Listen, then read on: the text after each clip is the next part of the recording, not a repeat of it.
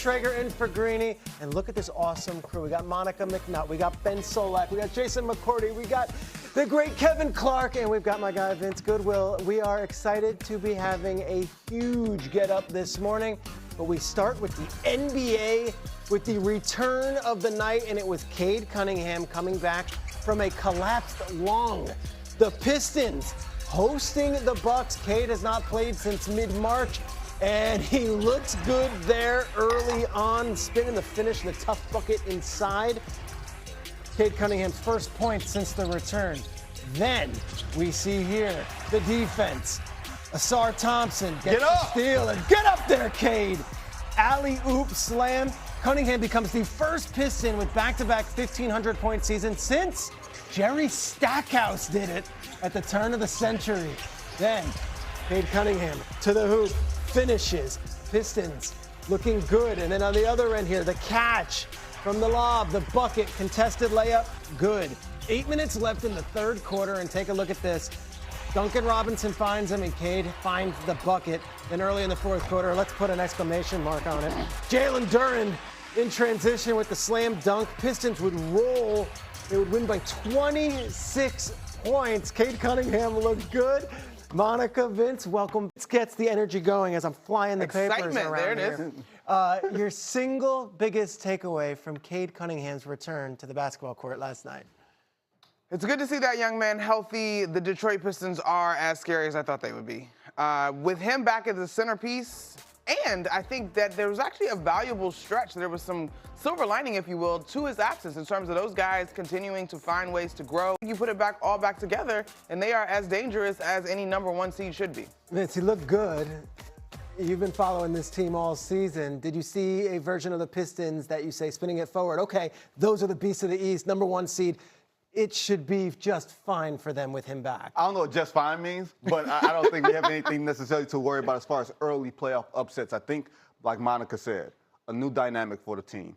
Asar Thompson told me in Philadelphia, hey, because we had a superstar, we tended to relax a little bit too much. Now we had to lean into our grit, which is what this team wanted to be built on. Second best defense in the league, 8-3 during the 11 games that Cade was out. Now, as long as you have guys who are still committed to being themselves and not deferring so much to Cade because he's that guy, then you have a more dynamic team headed into the playoffs. I'm really curious to see what this team looks like 2 weeks from now when the playoffs begin. Yeah, and look, we know the storyline. Last year, they had the Knicks in that tough first-round battle. They haven't been battle-tested, quote-unquote, as far as going deep into the playoffs. But Monica, this team, they've been dominant all season long. Yeah, and I think the thing, too, that I'm looking forward to in the playoffs is to them being healthy and whole. Whether it was Cade, Stewart, Duren, like Thompson here or there, Tobias Harris, like they've had these sort of hodgepodge of their cast, different versions of their group. And I think ultimately it's healthy because guys are getting a chance to get real, meaningful minutes. But they'll go into these series whole for the most part, which I think you got to look out because, again, like that version of them, I don't know that we've seen them as consistently down the stretch, completely whole. And remember, Monica, during that first round series against the Knicks last year,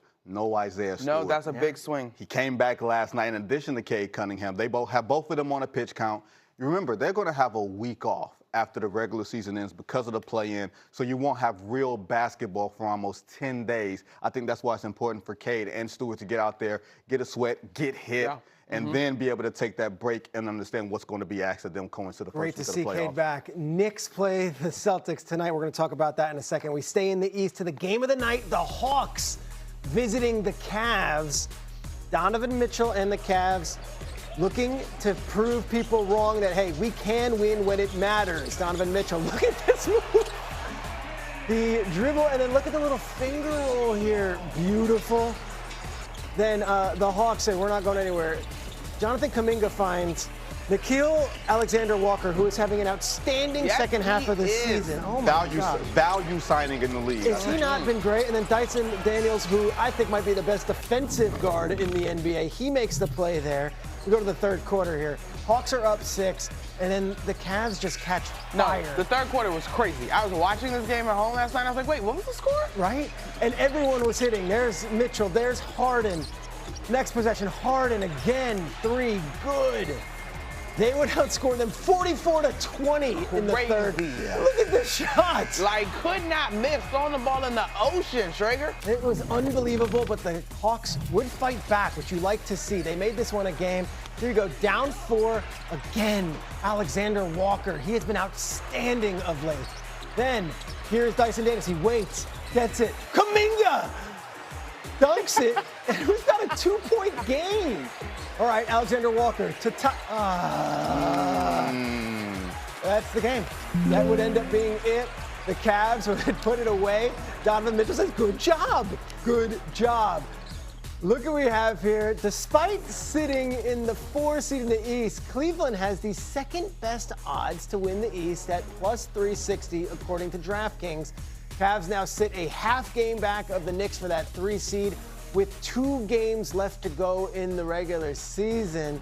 Monica, they look awesome yesterday and they gave it up the lead, but then they came back and they find a way to put them away. Why aren't you buying Cleveland as the #1 contender to come out of the East? I just don't think they've been that good. And I will also say this, like, that's not a number. To me, it's very rare to add superstar, add water, and it work right away. They've been solid with James Harden. Of course, he has his postseason demons that he's got to excise. But when I look at the rest of the Eastern Conference, it's less about them and more about how tight this thing is down the stretch. And I think there are teams that have opportunity to be more cohesive. You feel them on both sides of the basketball. And I think, to me, the odds are as much about their path, or are more about their path, I should say, than they are about the actual team. So it's the 4 seed now. Let's talk about that path and the pole positioning. Are they playing a dangerous game right now? Like, looking at the standings, what do we do here? Very dangerous, Peter Schrager. One thing you cannot do is tempt the basketball gods. Kenny Atkinson, the head coach, and a lot of their players have talked about, we want to stay at 4. 4 keeps you away from Boston. 4 sends you to Detroit. Now, I don't know about you, Monica McNutt. Come on, talk to me. But if you are a team that has questions about your toughness, Jared Allen, Evan Mobley, talking to you. If you have questions about your toughness, the one thing I don't want to do is walk into Detroit, a team that makes itself a signature on toughness with Jalen Duren and Isaiah Stewart, and saying, we want to play y'all because we don't want to play the Celtics. Do you think that J.B. Bickerstaff is not telling his guys, go look at them? If there's one team I think that the Pistons cannot be beat by from a mentality standpoint, it's Cleveland. Cleveland can out-talent them, but you can't out-tough them. They can accept being beaten by Boston. Boston has the experience. The Knicks are a high-level team if they play their A game. Last year, So right? I'm with you, actually, and I think as far as those matchups go, let's just look at last night, right? Like, Cleveland ultimately has that crazy third quarter. But when I think about this iteration of Atlanta and their ability to defend on the perimeter, and then I think about Detroit, I'm like, wait a minute, that's what you're signing up for. Put some sauce on top of Atlanta, which was a team that could match up well with the Cleveland Cavaliers. So we're not just talking about perimeter in terms of making life miserable for Mitchell and Harden, but you have bigs that are willing to match up with the 2 towers that Cleveland has. So I think it's a very slippery slope. I'm with you. And not just that. Let's be perfectly honest here. One reason Monica doesn't believe in the Cavs, they have so many question marks. Yeah. Allen and Mobley, are you tough enough? Donovan Mitchell and James Harden, we've seen their playoff movies. Donovan Mitchell has been a great player. He's never made it to the conference finals. James Harden, when it gets to games 6 and 7 of a playoff series, Just fact, it is what it is. He's turtled up, and Kenny Atkinson is so analytical. Turtle. Look, lies don't care who tell it, and neither do the truth, okay, y'all? Yeah. So, they have more questions than any other of the contenders in the East, but it's going to be fascinating to see. All right, let's talk about a couple of the other contenders here, because the Celtics can clinch the 2 seed in the East tonight as they travel to the Garden to take on the Knicks in a huge Eastern Conference game. Tonight will be Jason Tatum's first time on that MSG court since he tore that Achilles in the playoffs last year. Vince, which team has more at stake tonight when it's Celtics versus Knicks? It's always the Knicks, You ain't right? gotta laugh so hard. Calm down. I'm sorry, Monica. Orange and blue skies. She's wearing that colored dress over there. I get you, Monica. No, it's always the Knicks because the Knicks have never made it to the finals. In some ways, it's almost like we treat the Knicks as if they lost to the Celtics last year in the Eastern Conference semifinals, as opposed to vice versa. The Knicks they're not going to get the second seed, I don't think. But you don't want to fall to 4. And you want to, going into that playoff matchup with Boston, to have some level of mental edge. They're always teetering. Remember, Josh Hart last week, after they lost a couple in a row, said, man, we got to win this game. The next game was in Memphis against the Grizzlies. Like, what are we saying here? They're always on the verge of some level of collapse in our eyes. Monica, you cover this team on a daily basis. We gave you a homework assignment as a show. We said, put together a Knicks checklist, what they have to get right in order to actually not just win tonight, but make a deep playoff run. Yeah. Before we go to this graphic, which has the statistical things, I just want to touch on what Vinny said in terms of feeling like you're on the verge. The pendulum swings for this group have been disappointing this year. And in fact, coming into that Memphis game that you referenced, they had very disappointing showings versus the Charlotte Thunder. And then Oklahoma City actually wasn't a bad loss. Charlotte Hornets. But the Charlotte Hornets. You combined the two. It felt like it. The Thunder game actually wasn't a bad showing considering that's the best team in the league, but the Hornets game was like, what is happening? And so I think when you have the talent, you expect performances to be more consistent. Now, as far as tonight goes, these are the things that I'm looking for, not just tonight, but in these last 3 games to finish out the regular season. They got to get to the O boards. When they get to the offensive glass, that's their best formula to get easy baskets and the opportunity to get to the free throw line behind Jalen Brunson, penetrating, getting into the paint. They've got to knock down threes. Yes, they do. Look at this number, y'all. When they hit 15 or more, they're 31-7. Not to mention, that impacts everything in terms of how they play basketball, including the next point, which is how well they defend.